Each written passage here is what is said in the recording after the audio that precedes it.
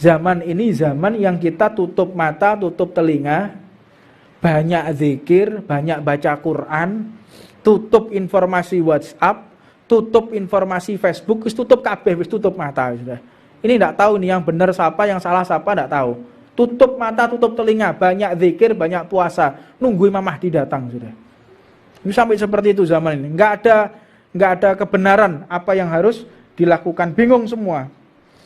Nabi Muhammad SAW pun mengatakan, al-khilafatu ba'di salasuna sanatin.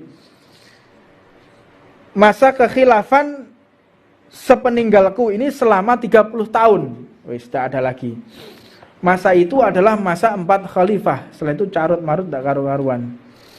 Maka yang dilengkapi dengan hari-hari kekhilafahan Sayyidina Hasan bin Ali radhiyallahu taala anhu, masa itu sekitar 6 bulan. Jadi 30 tahun itu dengan termasuk masa khalifahnya Sayyidina Hasan bin Ali bin Abi Thalib yang beliau wafat dalam keadaan diracun dan dilanjutkan lagi oleh Sayyidina Ali bin Abi Thalib, Sayyidina Husain bin Ali bin Abi Thalib itu dibunuh oleh Yazid bin Muawiyah. Yazid bin Muawiyah itu yang pernah perang kepada Sayyidina Ali di peperangan Siffin ya. Itu sampai terjadi pembunuhan, umat Islam saling bunuh-membunuh di peperangan Siffin karena fitnah, karena satu adu domba. Maka dikatakan mulai zaman setelah Nabi wafat itu sudah terjadi satu pergolakan, yaitu satu pembaiatan yang menjadi dilema di antara umat Islam. Bingung, siapa yang akan menggantikan Rasulullah, kaum Ansor atau Muhajirin? Itu sudah sepeninggalnya Rasulullah. Sopo sing mengganteni presidennya? Jadi umek jadi presiden itu gak zaman saiki tok, Pak. Mulai zamannya Nabi sampai sekarang. Jadi kalau orang ribut, presiden itu yang bener. Sampai jangan jadi orang antik ya, jangan jadi orang kuno ya. Jadi ributnya masalah presiden, pilkada itu udah mulai zamannya Sayyidina Abu Bakar As-Siddiq. Ini kaum Ansor atau kaum Muhajirin yang bisa menggantikan Rasulullah. Ribut. Maka akhirnya mereka saling melemparkan, yang paling afdol adalah Sayyidina Umar. Sayyidina Umar adalah orang yang paling kuat, kata Sayyidina Umar, Sayyidina Abu Bakar saja. Tapi bedanya zaman dahulu, mereka saling menyerahkan kepimpinan. Ya. Engkau aja, gak iso aku engkau aja, enggak engkau aja, saling melemparkan. Sekarang enggak, saling berebut, bedanya seperti itu. Tapi sama-sama aja ributnya ya, ribut sampai terjadi satu keributan setelah dimakamkan Nabi Muhammad SAW. Itu banyak cerita bagaimana Sayyidina Ali juga tidak hadir di dalam rapat penentuan karena Sayyidina Ali dalam keadaan lumpuh, tidak bisa menghadiri rapat karena kakinya lumpuh, syok melihat wafatnya Nabi Muhammad SAW. Ketika itu Nabi Muhammad ini benar-benar menjanjikan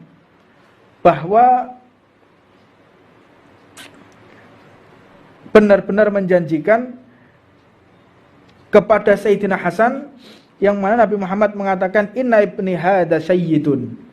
Jadi Sayyidina Hasan itu sudah diberikan bisyarah oleh Rasulullah SAW. Sesungguhnya anakku ini adalah seorang pemimpin. Jadi memegang Sayyidina Hasan dan Sayyidina Husain. Inna ibni hadza sayyidun. Sesungguhnya kedua putraku ini Sayyidina Hasan dan Sayyidina Husain adalah seorang pemimpin. Wa la'allallahu an yusliha bihi baina fi'atain azimatain minal muslimin. Semoga dengannya Allah mendamaikan dua golongan besar dari kaum muslimin. Jadi akan terjadi satu perpecahan yang luar biasa. Rasulullah sudah mengerti akan terjadi perpecahan yang luar biasa setelah wafatnya Rasulullah. Yang mendamaikan benar Sayyidina Hasan yang mendamaikan yang pertama, tapi jadi satu kelompok mereka tidak puas, akhirnya diracun Sayyidina Hasan, dan akhirnya kelompok ini pun mendukung Sayyidina Husain, dan akhirnya ada yang namanya Yazid bin Muawiyah itu tidak terima dengan pembaiatan Sayyidina Husain, maka beliau Sayyidina Husain ini diminta untuk keluar dari Mekah, diundang menuju ke Karbala. Karbala itu di Irak, di Iran. Menuju ke Karbala. Ketika menuju ke Karbala, dilihat di situ, kata Sayyidina Husain, benar, aku menuju ke Karbala. Karena malamnya sudah bermimpi beliau itu akan disembelih. Jadi malamnya sudah bermimpi, beliau itu akan bertemu dengan Rasulullah. Jadi ketika beliau mau mendatangi rapatnya pembaiatan yang pasti beliau itu akan dikhianati, beliau membawa dengan 70 keluarganya. Jadi 70 keluarganya Sayyidina Husain dibawa semua, termasuk dari Sayyidina Hasan. Jadi banyak yang mirip wajahnya dengan Rasulullah. Ini sedikit kita ceritakan, ya inilah sejarahnya para habaib ya. Mereka itu tidak akan pernah gentar, tidak akan pernah takut, dan gak kedonyan. Karena ceritane mereka yang benar-benar memiliki darah dagingnya Nabi Muhammad, kedonyan, ya seneng mbek donya, terus gila jabatan, terus takut atas apapun, itu tidak ada. Jadi lono habaib pedinan, kedonyan, diragukan darahnya itu. Itu darahnya Rasulullah apa enggak itu yang ngalir dalam tubuhnya. Jadi kalau kita lihat, oh ini Habib ini, berarti harus diikuti. Oh enggak bisa. Oh ini Habib, pasti duriah Nabi, harus kita menjadi pedoman. Oh enggak bisa. Lihat dulu akhlaknya, sesuai atau tidak dengan Rasulullah. Sesuai atau tidak ini dengan tingkah laku dan adabnya Nabi Muhammad. Enggak bisa semua habaib, terus mentang-mentang dia duriah, terus bisa diikuti, tidak. Jadi makanya ana habaib sing joget-joget, yo cowo eloki, wong iki rodokno gendenge.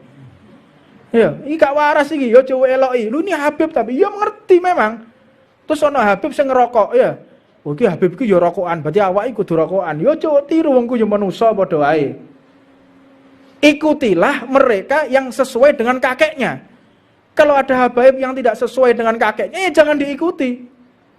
Siapapun dia, mau surbannya ban Vespa gak urusan. Mau jubahe kayak Batman ya wis gak urusan. Iki sesuai gak akhlaki Nabi Muhammad. Gimana adabnya dia di atas majelis? Benar, khusuknya dia, tawaduknya, rendah hatinya. Ini sesuai dengan Nabi Muhammad. Kita ikuti. Jadi kalau ada habaib mencaci maki sahabat Nabi, ya dia wajib kita musuhi. Enggak peduli siapapun dia. Jadi kalau ada habaib yang suka joget-joget, ya coba eloi. Karena itu bukan daripada golongan Rasulullah sallallahu alaihi wasallam. Rokokan melok rokokan. Aku kira rokokan tiru mbek Habib iki. Mereka sih iso selamat sampean melok-melok jelungup sampean. Hati-hati ojo melok-melok ya. Melok sing apik-apik, jangan ikuti yang buruk. Mudah-mudahan kita bisa mengikuti seluruh dzurriyyah Nabi Muhammad, seluruh para kiai yang mereka selaras dengan Nabi Muhammad sallallahu alaihi wasallam. Rabbana atina fid dunya hasanah wa fil akhirati hasanah wa qina adzabannar. Wa ala man wa sayyidi Abu Marab Salman wa ala man Ahmad Jamal bin Tawab bin Abu Bakar Bagil wa ila hadratin Nabi Muhammadin sallallahu alaihi wasallam siril Fatihah. Semua negara, hampir semua negara, hampir 90% negara tidak percaya pada pemimpinnya. Ya. Orang ini akan terjadi tidak percaya sama pemimpinnya. Paling dibujui sampai Pak Wali Kota. Paling Pak Gubernur dibujui. Paling Pak Presiden yang golek duit. Nah, ini terjadi ini. Ini bukan hanya di Indonesia. Semuanya, hampir seluruh pelosok dunia. Ini yang bertahan cuman Turki, Erdogan ya, sama di Chechnya, Ibrahim. Jadi siapa namanya presiden Chechnya itu? Kadyrov. Ini yang dipercaya sama masyarakatnya ya. Indonesia, yus kok ngene iki modele kaya awak-awak ngene ya. Gak awake dhewe gak ngerti, gak roh parake, gak ngulur, gak ngetan ya, gak ngalor, gak ngidul ya. Bingung ya. Kita memimpin diri sendiri aja gak bisa, tapi suka mengkritik orang. Ini terjadi ini. Jadi orang di negara kita ini satu permasalahan, pinter ngeritik, pinter mencaci orang tapi gak punya solusi. Mimpin negara kok ngene, mimpin kota kok ngene, terus sing bener piye? Ya mbah, ya kan gitu. Ini zaman orang yang pinter ngeritik, tapi dia nggak punya solusi. Ini presiden ini misalnya Pak Jokowi ini harusnya begini, terus harusnya Pak Jokowi gimana? Ya mbah, lah ini penyakit ini. Bisa mengkritik, tetapi tidak bisa memberikan solusi. Ini mengenai zaman bingung. Ini zaman bingung. Orang yang sudah tidak percaya kepada pemimpinnya dan tidak percaya kepada dirinya sendiri. Terus yang benar siapa lagi? Ya wallahu a'lam. Kata Nabi Muhammad, akan datang suatu masa yang para ulama sendiri bingung mau ngapain. Kiai ini lo bingung. Terus piye yai? Mbah wis. Terus apa yang harus kita lakukan? Wis ngenteni ajal wae nang omah. Sampai kayak begitu. Jadi Al-Imamul Al-Hawi, beliau itu menuliskan dalam satu qasaidnya, zaman ini zaman yang kita tutup mata, tutup telinga, banyak zikir, banyak baca Quran, tutup informasi WhatsApp, tutup informasi Facebook, wis tutup kabeh, wis tutup mata sudah. Ini enggak tahu nih yang benar siapa, yang salah siapa, enggak tahu. Tutup mata, tutup telinga, banyak zikir, banyak puasa, nunggu Imam Mahdi datang sudah. Ini sampai seperti itu zaman ini. Enggak ada kebenaran apa yang harus dilakukan, bingung semua. Nabi Muhammad SAW pun mengatakan, al-khilafatu ba'di salasuna sanatin. Masa kekhilafan sepeninggalku ini selama 30 tahun. Wis tidak ada lagi. Masa itu adalah masa 4 khalifah. Setelah itu carut marut tidak karu-karuan. Maka yang dilengkapi dengan hari-hari kekhilafahan Sayyidina Hasan bin Ali radhiyallahu taala anhu, masa itu sekitar 6 bulan. Jadi 30 tahun itu dengan termasuk masa khalifahnya Sayyidina Hasan bin Ali bin Abi Thalib yang beliau wafat dalam keadaan diracun, dan dilanjutkan lagi oleh Sayyidina Ali bin Abi Thalib, Sayyidina Husain bin Ali bin Abi Thalib itu dibunuh oleh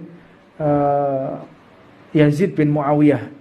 Yazid bin Muawiyah itu yang pernah perang kepada Sayyidina Ali di peperangan Siffin ya. Itu sampai terjadi pembunuhan, umat Islam saling bunuh-membunuh di peperangan Siffin karena fitnah, karena satu adu domba. Maka dikatakan mulai zaman setelah Nabi wafat itu sudah terjadi satu pergolakan, yaitu satu pembaiatan yang menjadi dilema di antara umat Islam. Bingung, siapa yang akan menggantikan Rasulullah, kaum Ansor atau Muhajirin? Itu sudah sepeninggalnya Rasulullah. Sopo iki sing mengganteni presidene? Jadi umat jadi presiden itu gak zaman saiki tok, Pak. Mulai zamannya Nabi sampai sekarang. Jadi kalau orang ribut, presiden itu yang bener. Sampai jangan jadi orang antik ya, jangan jadi orang kuno ya. Jadi ributnya masalah presiden, pilkada itu udah mulai zamannya Sayyidina Abu Bakar As-Siddiq. Ini kaum Ansor atau kaum Muhajirin yang bisa menggantikan Rasulullah. Ribut. Maka akhirnya mereka saling melemparkan, yang paling afdol adalah Sayyidina Umar. Sayyidina Umar adalah orang yang paling kuat, kata Sayyidina Umar, Sayyidina Abu Bakar saja. Tapi bedanya zaman dahulu, mereka saling menyerahkan kepimpinan. Ya. Engkau aja, gak iso aku engkau aja, enggak engkau aja. Saling melemparkan. Sekarang enggak, saling berebut. Bedanya seperti itu. Tapi sama-sama aja ributnya ya. Ribut sampai terjadi satu keributan setelah dimakamkan Nabi Muhammad SAW.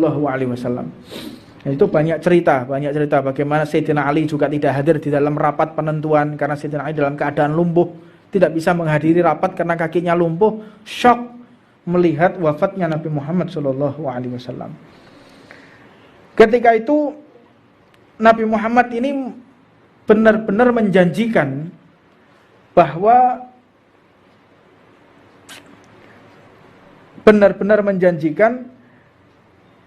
kepada Sayyidina Hasan, yang mana Nabi Muhammad mengatakan inna ibni hadza sayyidun. Jadi Sayyidina Hasan itu sudah diberikan bisyarah oleh Rasulullah SAW.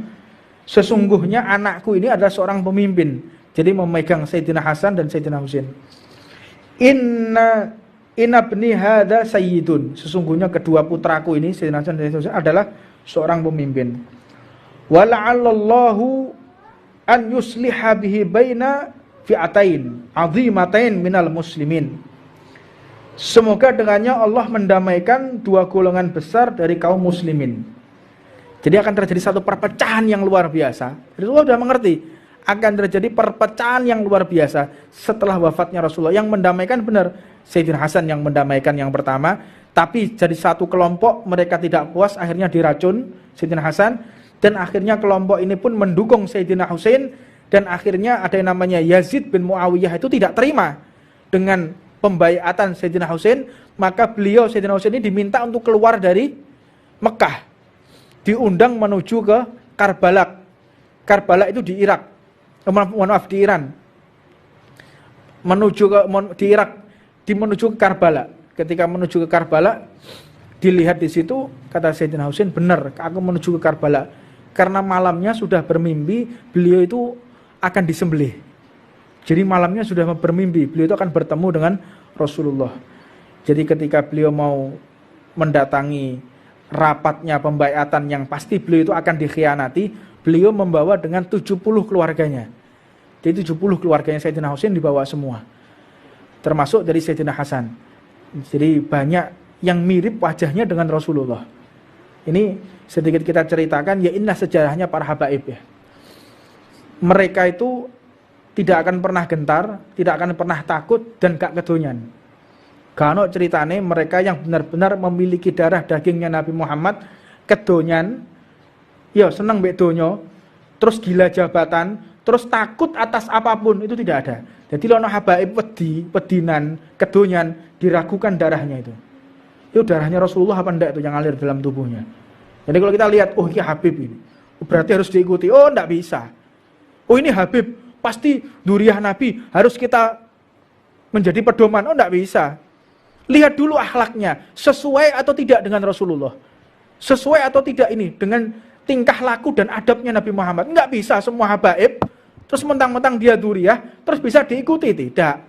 Jadi makanya ana habaib sing joget-joget, yo cowo eloki, wong iki rodokno gendenge. Ya, iki gak waras iki, yo cowo eloki. Lu ini Habib tapi yo ngerti memang. Terus ana Habib sing ngerokok, ya. Oh iki Habib iki yo rokokan, berarti awake kudu rokokan. Yo cowo tiru wong ku yo manusa padha wae. Ikutilah mereka yang sesuai dengan kakeknya. Kalau ada habaib yang tidak sesuai dengan kakeknya, ya jangan diikuti. Siapapun dia, mau surbannya sakban Vespa gak urusan. Mau jubai kayak Batman ya wis gak urusan. Ini sesuai gak akhlaki Nabi Muhammad. Gimana adabnya dia di atas majelis? Benar, khusuknya dia, tawaduknya, rendah hatinya. Ini sesuai dengan Nabi Muhammad. Kita ikuti. Jadi kalau ada habaib mencaci maki sahabat Nabi, ya dia wajib kita musuhi. Enggak peduli siapapun dia. Jadi kalau ada habaib yang suka joget-joget, ya jauh eloi. Karena itu bukan daripada golongan Rasulullah SAW. Rokokan, melok rokokan. Aku kira rokokan tiru be Habib iki. Mereka sih iso selamat sampean melok-melok jelungup sampean. Hati-hati jok melok-melok ya. Melok sing api-api, jangan ikuti yang buruk. Mudah-mudahan kita bisa mengikuti seluruh dzurriyyah Nabi Muhammad, seluruh para kiai yang mereka selaras dengan Nabi Muhammad sallallahu alaihi wasallam. Rabbana atina fid dunya hasanah wa fil akhirati hasanah wa qina adzabannar. Wa ala man wa sayyidi Habib Rabb sallallahu wa ala man Ahmad Jamal bin Tawab bin Bakar Bagil wa ila hadratin Nabi Muhammadin sallallahu alaihi wasallam siril Fatihah. Bismillahirrahmanirrahim. Alhamdulillahi rabbil alamin. Hamdan li rabbi khassana bi Muhammadin wa anqadana min dhulmati jahli wa dayajiri. Alhamdulillahilladzi hadana bi 'abdihi al-mukhtari man da'ana ilaihi bil idni wa qad nadana labbaika ya man dallana wa hadana. Allahumma salli wa sallim ala sayyidina Muhammadin nurika sari wa madadikal jari wajma'na ya Allah biha fi kulli atwari wa ala alihi wa sahbihi ya nur. Subhanaka la ilma lana illa ma 'allamtana innaka antal alimul hakim. Rabbi shrah li sadri wa yassir li amri wahlul 'uqdatam min lisani yafqahu qawli. Assalamualaikum warahmatullahi wabarakatuh. Sebagaimana kita telah membaca di minggu yang lalu nasihat-nasihat yang ditujukan untuk para penguasa, yang ditujukan untuk mereka yang memimpin. Fasal ini dilanjutkan dengan cerita Sayyidina Ali bin Abi Thalib karamallahu wa ajha. Sayyidina Ali bin Abi Thalib karamallahu wa ajha, beliau ini memiliki julukan karamallahu wa ajha itu dikarenakan tidak pernah melihat auratnya sama sekali. Bahkan di dalam satu riwayat diceritakan ketika Sayyidina Ali ini lahir, posisi bayi itu dalam keadaan mengkurep. Jadi bukan dalam keadaan melumah begitu, tapi mengurep. Ketika mohon maaf apabila saya terlalu tajam menceritakannya, bahkan tidak melihat mohon maaf yang keluar dari tubuh beliau. Jadi tidak melihat kemaluan ibunya pun. Jadi sampai sebegitunya dipersiapkan oleh Allah. Ketika beliau lahir itu langsung dalam keadaan melumah ya. Biasanya bayi kan dalam keadaan melumah ya biasanya. Ini tengkurap agar tidak melihat daripada aurat orang tuanya. Ini salah satu daripada karomah Sayyidina Ali bin Abi Thalib. Jadi sama sekali tidak pernah melihat aurat siapapun. Maka dijuluki dengan karamallahu wajha. Dan Sayyidina Ali ini memang luar biasa. Oleh Allah memang dipersiapkan untuk menjadi khalifah. Ketika ibunda beliau, ibunya Sayyidina Ali ini bernama Fatimah. Ibunya Sayyidina Ali itu namanya Fatimah. Jadi ketika beliau lahir, beliau ini ibunya Sayyidina Ali diriwayatkan tidak pernah bisa untuk sujud kepada berhala. Jadi semua keluarganya itu biasanya kalau pagi, siang, sore sujud kepada berhala. Tetapi tatkala mengandung Sayyidina Ali, ibunya itu setiap mau sujud kepada berhala, maka Sayyidina Ali menendang dalam perut ibunya, sehingga ibunya nggak bisa rukuk ataupun sujud kepada berhala. Ini salah satu karomah daripada Sayyidina Ali bin Abi Thalib. Karamallahu wajha wa nafa'anallahu bi'ulumihi fid dharain. Maka ketika beliau menjadi khalifah, tidak diragukan lagi kepemimpinan beliau. Sangat adil sekali. Makanya sampai-sampai setiap beliau membagikan harta, setelah selesai di lumbung itu selesai, maka beliau sholat di lumbung tersebut. Tujuannya agar menjadi saksi di dalam sholat tersebut. Ini satu pelajaran buat kita. Bumi dan seisinya ini menjadi hujah kita, menjadi bukti kita, kebaikan ataupun keburukan. Kalau kita melakukan kebaikan, berlaku adil, maka bebatuan, rumput, angin yang bertiup, daun yang kita lewati, semuanya mendoakan kita.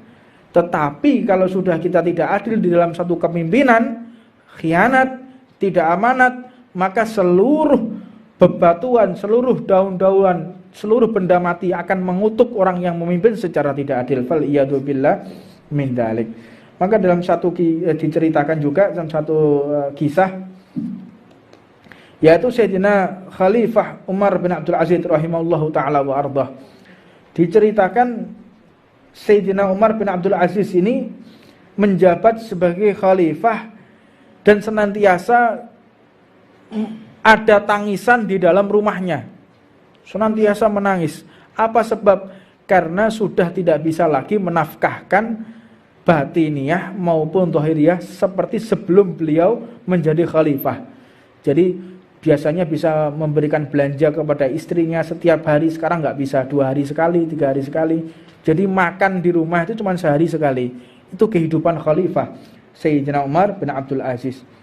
Bahkan dalam satu riwayat beliau ini mengatakan, aku telah disibukkan dengan kewajibanku akan kepentingan kaum muslimin dari kalian semua.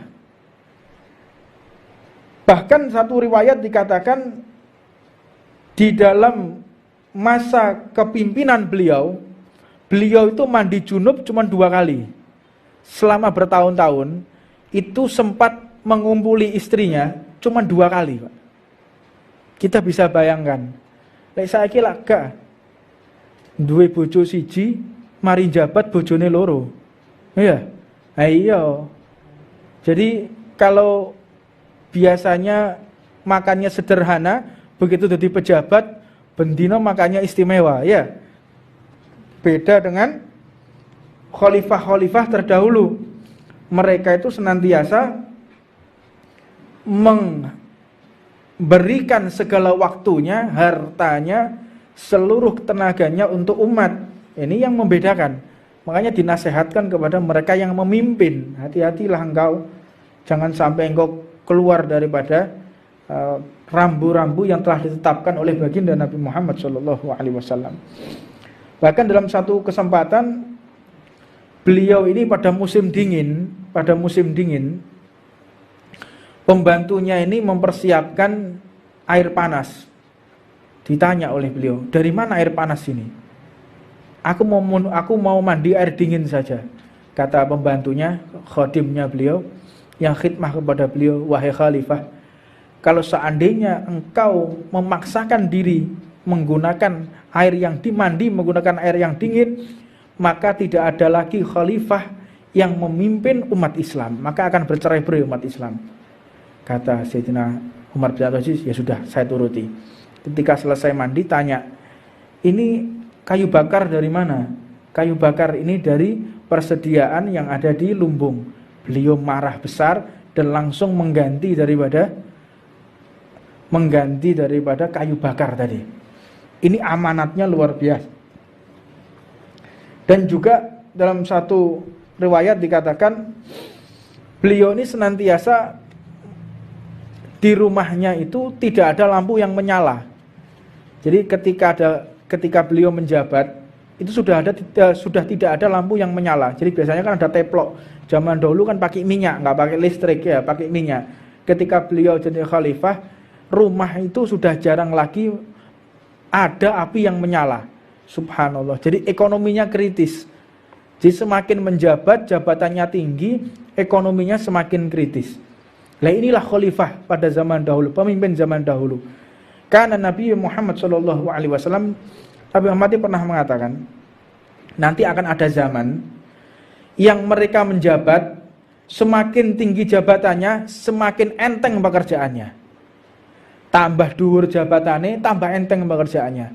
Tambah pendek, tambah rendah jabatannya, semakin berat. Ini kebalik. Ya Rasulullah, mana mungkin? Ya akan terjadi itu. Makanya kalau kita melihat mulai jabatan yang tinggi, kita melihat ada amanat dari presiden, ya, amanat dari presiden harus dikerjakan. Jadi presiden merintahkan kepada menterinya, menteri memerintahkan kepada wilayah setempat, misalnya memerintahkan kepada gubernur, gubernur memerintahkan kepada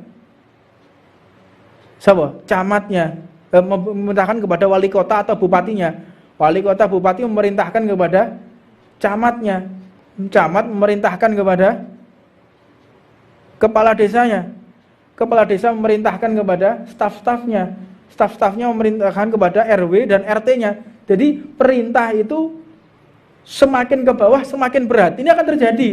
Lah buktinya sudah terjadi sekarang. Ya, ini akhir zaman, alamatus sa'ah ini. Ini hari kiamat secara tidak sadar kita. Semakin ke bawah semakin berat. Jadi misal kalau di dalam militer, dari Panglima TNI memerintahkan kepada Panglima Kodamnya. Panglima Kodam memerintahkan kepada Danremnya, Komandan Koremnya. Komandan Korem memerintahkan kepada Komandan Kodimnya. Komandan Kodim memerintahkan kepada Koramilnya. Koramil memerintahkan kepada stafnya, turun terus. Jadi akhirnya yang paling bawah babinsanya tolah-toleh ya. Opo karepe perintahnya Panglima TNI tapi tolah-toleh mereka. Ini yang terjadi ini. Semakin ke bawah jabatan semakin berat. Kalau dulu tidak, semakin tinggi semakin berat, semakin tanggung jawab, semakin tidak bisa tidur, semakin susah, semakin bingung. Sekarang enggak, semakin tinggi jabatannya tinggal nyuruh aja, perintah-perintahkan begitu ya. Nah, ini yang disabdakan oleh Nabi Muhammad SAW. Benar apa yang disabdakan oleh Rasulullah SAW. Birokrasi ini akan terjadi seperti itu. Ya, ini alamatus sa'ah, detik-detik daripada hari kiamat. Di kehidupan para khalifah, para pemimpin zaman dahulu, mereka itu orang-orang yang bijaksana radhiyallahu taala anhum. Yang seperti terkenal dan tersebar serta sangat panjang sekali untuk diceritakan para khalifah zaman dahulu. Menceritakannya saja sulit, apalagi mau mengerjakan. Nyeritakno iki lho angel. Apalagi untuk mencontoh orangnya. Kita cuma melihat, delok lho bingung ya. Apa meneh nglakoni? Kita jadi penonton aja susah, apalagi yang menjadi pemain. Dan mereka tuh orang-orang hebat. Makanya tidak sembarangan orang yang bisa memimpin. Makanya dikatakan benar orang-orang yang menjabat sebagai khalifah, Sayyidina Abu Bakar As-Siddiq, Sayyidina Umar Al-Faruq, Utsman Asy-Syahid, dan Ali Al-Murtada. Mereka ini adalah orang-orang khususnya Allah Subhanahu wa taala yang sudah dibisarahkan mubasir fil jannah, orang yang pasti masuk ke dalam surganya Allah Subhanahu wa taala. Maka yang disabdakan oleh Nabi Muhammad sallallahu alaihi wasallam, "Inna hadzal amru bada'an nubuwatan wa rahmatan, thumma yakunu khilafatan wa rahmatan, thumma yakunu mulkan 'adhudan." Jadi Nabi Muhammad mengatakan, sesungguhnya agama ini dimulai dengan khalifah. Setelah aku meninggal akan dipimpin oleh khalifah. Maka khalifah ini adalah pengganti nabi. Khalifah ini pengganti nabi, yang mana nabi itu memiliki rahmat dan kasih sayang kepada umatnya. Setelah itu dilanjutkan dengan kerajaan, dan setelah itu dilanjutkan lagi dengan adudon. Adudon ini apa ya? Lalim. Tahu lalim? Tahu lalim apa enggak? Ya, buka kamus nanti. Adudon, lalim, seperti lalim. Enggak buka kamus ya, apa itu lalim? Jadi Rasulullah SAW mengatakan raja-raja yang sudah tidak memenuhi syarat ya, lalim. Jadi la yu'la, jadi la yahya wa la yamut ya, gak mati gak urip, tolah-toleh ngawah-ngawah tok ya. Ini kejadian nih. Ya, rajane tolah-toleh, pemimpinnya tolah-toleh tok, ngawah-ngawah ya. Ini kan terjadi nih. Lihat, semua negara, hampir semua negara, hampir 90% negara tidak percaya pada pemimpinnya. Ya. Orang ini akan terjadi tidak percaya sama pemimpinnya. Paling dibujui sampai Pak Wali Kota. Paling Pak Gubernur dibujui. Paling Pak Presiden yang golek duit. Nah, ini terjadi ini. Ini bukan hanya di Indonesia. Semuanya, hampir seluruh pelosok dunia. Ini yang bertahan cuman Turki, Erdogan ya, sama di Chechnya, Ibrahim. Jadi siapa namanya presiden Chechnya itu? Kadyrov. Ini yang dipercaya sama masyarakatnya ya. Indonesia, yus kok ngene iki modele kaya awak-awak ngene ya. Gak awake dhewe gak ngerti, gak roh parake, gak ngulur, gak ngetan ya, gak ngalor, gak ngidul ya. Bingung ya. Kita memimpin diri sendiri aja gak bisa, tapi suka mengkritik orang. Ini terjadi ini. Jadi orang di negara kita ini satu permasalahan, pinter ngeritik, pinter mencaci orang tapi gak punya solusi. Mimpin negara kok ngene, mimpin kota kok ngene, terus sing bener piye? Ya mbah. Ya kan gitu. Ini zaman orang yang pinter ngeritik tapi dia nggak punya solusi. Ini presiden ini misalnya Pak Jokowi ini harusnya begini. Terus harusnya Pak Jokowi gimana? Ya mbah. Lah ini penyakit ini. Bisa mengkritik tetapi tidak bisa memberikan solusi. Ini mengenai zaman bingung. Ini zaman bingung. Orang yang sudah tidak percaya kepada pemimpinnya dan tidak percaya kepada dirinya sendiri. Terus yang benar siapa lagi? Ya wallahu a'lam. Kata Nabi Muhammad, akan datang suatu masa yang para ulama sendiri bingung mau ngapain. Kiai ini lo bingung. Terus piye yai? Mbah wis. Terus apa yang harus kita lakukan? Wis ngenteni ajal wae nang omah. Sampai kayak begitu. Jadi Al-Imamul Al-Hawi, beliau itu menuliskan dalam satu ghasaidnya, zaman ini zaman yang kita tutup mata, tutup telinga, banyak zikir, banyak baca Quran, tutup informasi WhatsApp, tutup informasi Facebook, wis tutup kabeh, wis tutup mata sudah. Ini enggak tahu nih yang benar siapa, yang salah siapa enggak tahu. Tutup mata, tutup telinga, banyak zikir, banyak puasa, nunggu Imam Mahdi datang sudah.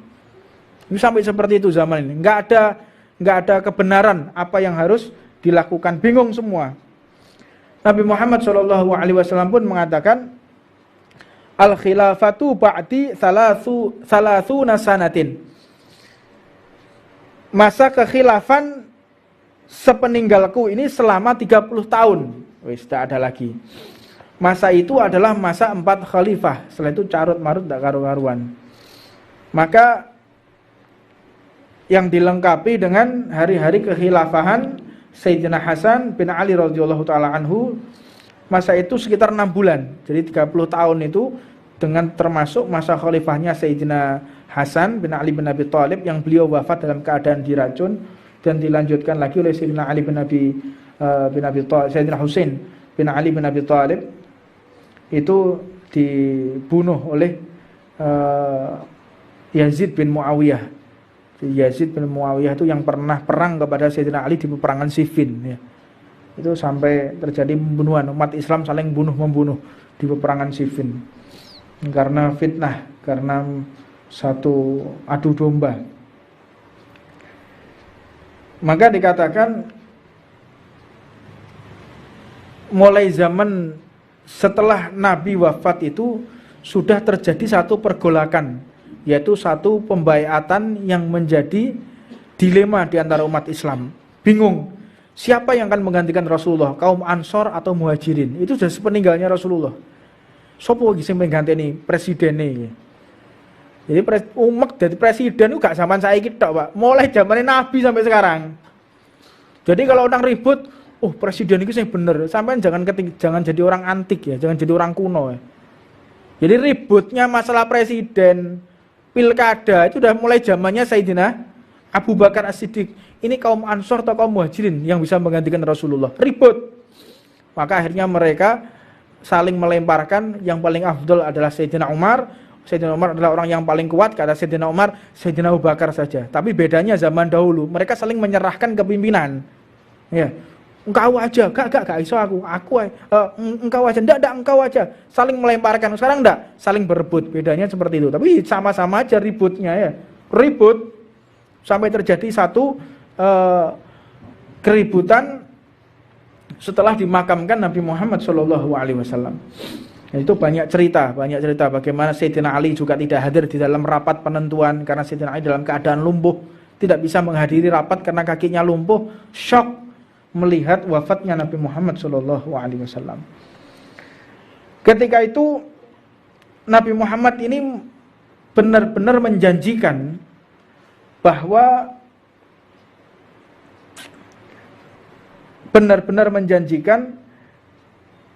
kepada Sayyidina Hasan, yang mana Nabi Muhammad mengatakan inna ibni hadza sayyidun. Jadi Sayyidina Hasan itu sudah diberikan bisyarah oleh Rasulullah SAW. Sesungguhnya anakku ini adalah seorang pemimpin. Jadi memegang Sayyidina Hasan dan Sayyidina Husain. Inna ibni hadza sayyidun. Sesungguhnya kedua putraku ini Sayyidina Hasan dan Sayyidina Husain adalah seorang pemimpin. Wa la'allallahu an yusliha bihi baina fi'atain 'azimatain minal muslimin. Semoga dengannya Allah mendamaikan dua golongan besar dari kaum muslimin.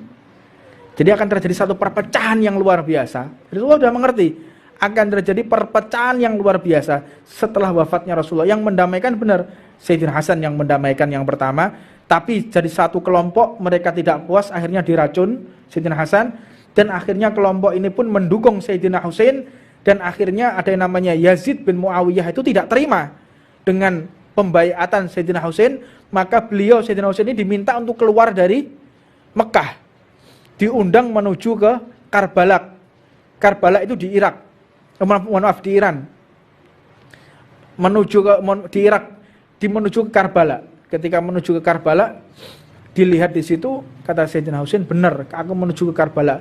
Karena malamnya sudah bermimpi, beliau itu akan disembelih. Jadi malamnya sudah bermimpi, beliau itu akan bertemu dengan Rasulullah. Jadi ketika beliau mau mendatangi rapatnya pembaiatan yang pasti beliau itu akan dikhianati, beliau membawa dengan 70 keluarganya. Jadi 70 keluarganya Sayyidina Husain dibawa semua, termasuk dari Sayyidina Hasan. Jadi banyak yang mirip wajahnya dengan Rasulullah. Ini sedikit kita ceritakan, ya inilah sejarahnya para habaib ya. Mereka itu tidak akan pernah gentar, tidak akan pernah takut, dan gak kedonyan. Karena ceritane mereka yang benar-benar memiliki darah dagingnya Nabi Muhammad, kedonyan, ya senang mbek donya, terus gila jabatan, terus takut atas apapun, itu tidak ada. Jadi lono habaib pedinan, kedonyan, diragukan darahnya itu. Itu darahnya Rasulullah apa enggak itu yang ngalir dalam tubuhnya. Jadi kalau kita lihat, ini Habib ini, berarti harus diikuti. Enggak bisa. Ini Habib, pasti duriah Nabi, harus kita menjadi pedoman. Enggak bisa. Lihat dulu akhlaknya, sesuai atau tidak dengan Rasulullah. Sesuai atau tidak ini dengan tingkah laku dan adabnya Nabi Muhammad. Enggak bisa semua habaib terus mentang-mentang dia duriah terus bisa diikuti, tidak. Jadi makanya ana habaib sing joget-joget, yo cowo eloki, wong iki rodokno gendenge. Ya, iki gak waras iki, yo cowo eloki. Lu ini habib tapi yo ngerti memang. Terus ana habib sing ngerokok, ya. Oh iki habib iki yo rokokan, berarti awake kudu rokokan. Yo cowo tiru wong ku yo manusa padha wae. Ikutilah mereka yang sesuai dengan kakeknya. Kalau ada habaib yang tidak sesuai dengan kakeknya, ya jangan diikuti. Siapapun dia, mau surbannya sakban Vespa gak urusan. Mau jubai kayak Batman ya wis gak urusan. Ini sesuai gak akhlaki Nabi Muhammad. Gimana adabnya dia di atas majelis? Benar, khusuknya dia, tawaduknya, rendah hatinya. Ini sesuai dengan Nabi Muhammad. Kita ikuti. Jadi kalau ada habaib mencaci maki sahabat Nabi, ya dia wajib kita musuhi. Enggak peduli siapapun dia. Jadi kalau ada habaib yang suka joget-joget, ya jauh eloi. Karena itu bukan daripada golongan Rasulullah SAW. Rokokan, melok rokokan. Aku kira rokokan tiru be Habib iki. Mereka sih iso selamat sampean melok-melok jelungup sampean. Hati-hati jok melok-melok ya. Melok sing api-api, jangan ikuti yang buruk. Mudah-mudahan kita bisa mengikuti seluruh dzurriyyah Nabi Muhammad, seluruh para kiai yang mereka selaras dengan Nabi Muhammad sallallahu alaihi wasallam. Rabbana atina fid dunya hasanah wa fil akhirati hasanah wa qina adzabannar. Wa ala man wa sayyidi Abu Marab sallallahu wa ala man Ahmad Jamal bin Bakar Bagil wa ila hadratin Nabi Muhammadin sallallahu alaihi wasallam siril Fatihah.